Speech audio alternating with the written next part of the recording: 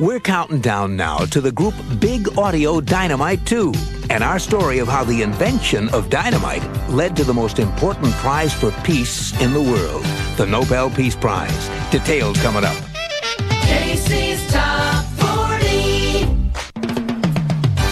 Casey's Top 40. I'm Casey Kasem. Radio plays them, radio and records ranks them, and we count them down on Casey's Top 40. Well, now we're up to the first hit for the group called Big Audio Dynamite 2, and our story of how the invention of dynamite led to the most important prize for peace in the world today, the Nobel Peace Prize. It was back in the late 1800s that a man named Alfred Nobel found himself trying to resolve the central dilemma of his life.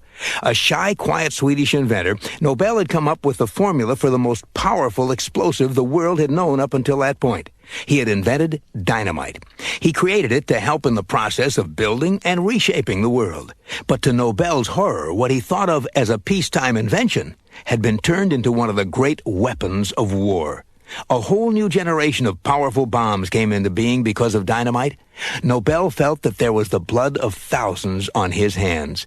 And so on November 27th, 1895, he sat down and on a torn sheet of paper, he wrote his will. A will that created the Nobel Prize. 2 weeks later, Alfred Nobel was dead. In a way, his final act changed the world. His entire fortune was to be invested so that prizes could be given in the fields of literature, physics, chemistry, medicine, and most importantly, peace. Every year on December 10th, Alfred Nobel's birthday, the Swedish Academy names the winners. Over the years, the Nobel Prize for Peace has honored Martin Luther King, the International Red Cross, UNICEF, and Albert Schweitzer. This past year, it went to a woman who's been under house arrest for 2 years in Burma for trying to bring democracy to a war-torn nation. Indirectly, the explosive power of dynamite over the years has helped peace to flower in a tragic world.